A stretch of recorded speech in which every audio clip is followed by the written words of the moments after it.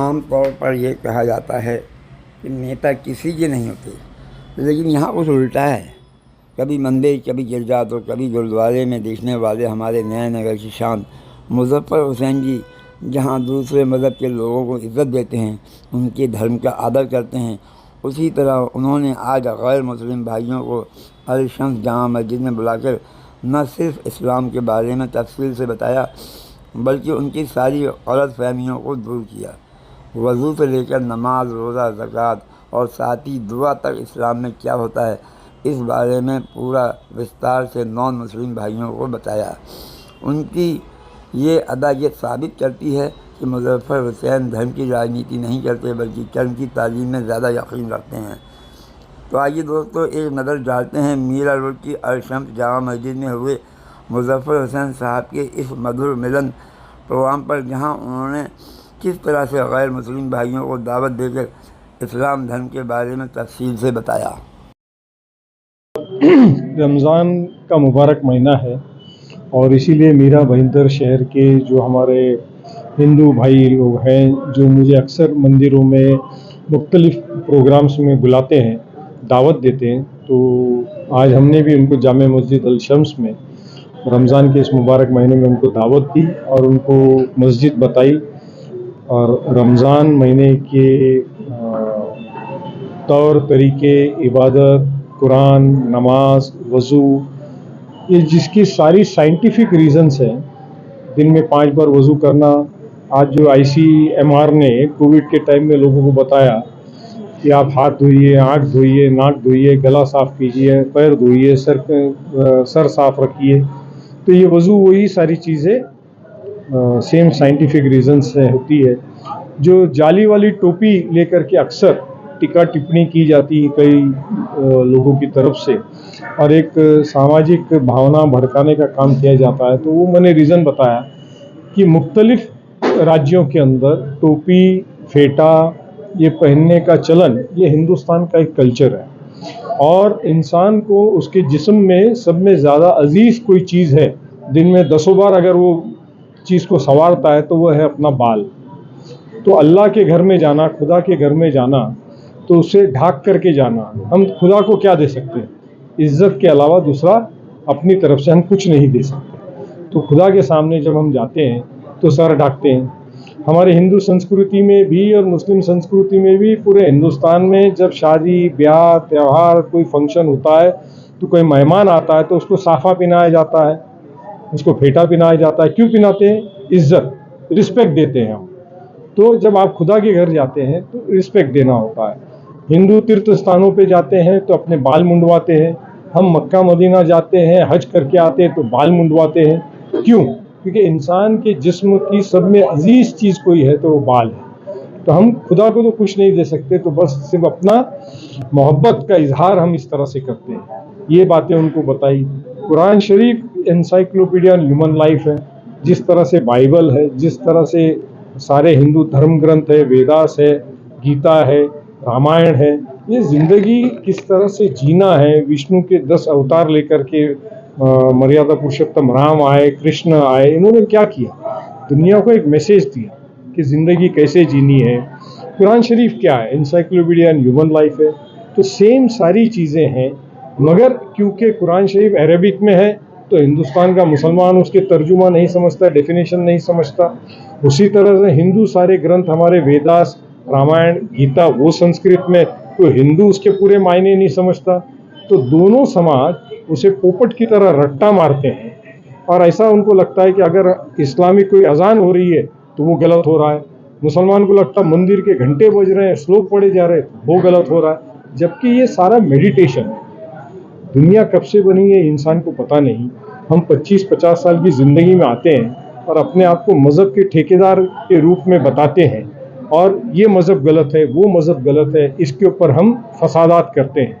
तो इसीलिए आज मैं जिस तरह हर मंदिरों में जाता हूँ, उनके जलसों में जाता हूँ, उनके बयानात सुनता हूँ, तो इसीलिए हमने सोचा कि उनको भी यहाँ दावत दी जाए, बुलाया जाए, बताया जाए कि आप जिस तरह से श्रावण का उपवास करते हैं, ईस्टर में रोज़ा रखा जाता है, उपवास किया जाता है, मुसलमान रमज़ान में रोज़ा करता है। बेसिकली रोज़ा क्या है? अपने आप पे काबू रखना, दीन की तरफ, मतलब इबादत करना, और बॉडी के इम्यून सिस्टम को मजबूत करना। रोज़ा क्या है, उपवास क्या है, फास्टिंग क्या है, ये बेसिकली बॉडी के इम्यून सिस्टम को बिल्ड करने का साइंटिफिक तरीका है, जिसे मज़हब के नाम से दिया गया है ताकि इंसान उसका पालन करे। एंड मैं बहुत शुक्रगुजार हूँ कि आज मुझे निमंत्रण दिया गया है। ये हम सभी का फर्स्ट टाइम एक्सपीरियंस है एक मस्जिद में आना, और साहिब हमको अंदर लेके गए, सारे चीज़ क्या है, साइंटिफिकली क्या होता है, कैसे होता है, सब कुछ हमें बताया। बहुत ही एक्सपीरियंस अलग ही था, मतलब सीखने बहुत कुछ मिला। जन्म लेते हैं तो हमारे हाथ में नहीं है कि हम कहाँ जन्म लेते हैं, क्या जन्म लेते हैं। जहाँ भी हमने हिंदू धर्म में जन्म लिया है तो हम भगवान को मानते हैं, तो वैसे ही होता है। सब धर्मों को रेस्पेक्ट देना चाहिए, अपना अपना जगह, मतलब जो भी है इंसान अच्छा हो। एंड मुजफ्फर सर जो है, बहुत साल से हमने देखा है उनका प्रोग्रेस और उनका ग्रोथ और उनका जो काम किया हुआ है, जो मीरा रोड में स्टार्ट से जो काम किया है। मैं ऐसा नहीं बोलता हूँ कि बाकी लोग ने काम नहीं किया, सबने बहुत सारा काम किया है, मगर मुजफ्फर भाई जो काम किए हैं यहाँ पे, ट्रेमेंडस ग्रोथ, मीरा रोड का जो प्रोग्रेस हुआ है मेजरली, वो मुजफ्फर साहिब की वजह से हुआ है। So we are very thankful to him. As a Mira Road रहवासी मैं कहना चाहता हूँ कि वो आगे बढ़े और आगे बढ़े, हमारे सपोर्ट, हमारा जो है सब कुछ उनके साथ में है, हमेशा रहे। और मुजफ्फर साहब एक ऐसी व्यक्ति है कि मैं 1986 से उनको जानता हूँ। मैं 1986 से शांति नगर में रहता हूँ। उन्होंने हमें सब लोग को साथ में लेके, सबका साथ विकास होना चाहिए, वो लोग मुजफ्फर साहब कर रहे हैं, बाकी कोई नहीं कर रहा है। ये मीरा रोड का जो डेवलपमेंट है, मीरा रोड जितनी खूबसूरत हो गई है, इसका कारण है खाली मुजफ्फर साहब। सर, इस मस्जिद में आए, आपने अजान वजू से लेके नमाज तक का देखा, क्या फील किया आपने, कैसा लगा आपको? और जिस तरीके का माहौल आपको कुछ लोग करने का शहर में करने की कोशिश कर रहे हैं, वो दोनों की अगर तुलना की जाए तो क्या सोचते हैं आप? ये देखो, ये पायस यानी पवित्र है, ये सब, ये इसमें एंट्री, मस्जिद में एंट्री करने से सब पवित्रता है, शांति है। आप इधर बैठे, कौन सा भी धर्म का आदमी इस स्थल में बैठे, उसको शांति मिलेगी। तो वो जो कोई अलग ढंग से कोई बोल रहे कर रहे, वो सब कुछ गलत है। मैं स्थानकवासी जैन समाज से जुड़ा हूँ, दीपक जुबलिया नाम है मेरा। मस्जिद में आके हमको जो हमारा उपवास रखते हैं, वैसा ही हमको लगा ये रोज़ा रखते हैं। हमारा उपवास सुबह छूटता है, रात शाम को छूटता है, और जैसा हमारे में भी प्रार्थना करते हैं, उपवास रखते हैं, वैसा भी मस्जिद में हम लोगों ने देखा कि नमाज पढ़ते हैं। शेख ने हमको सब बताया, बहुत अच्छा लगा हम लोगों को।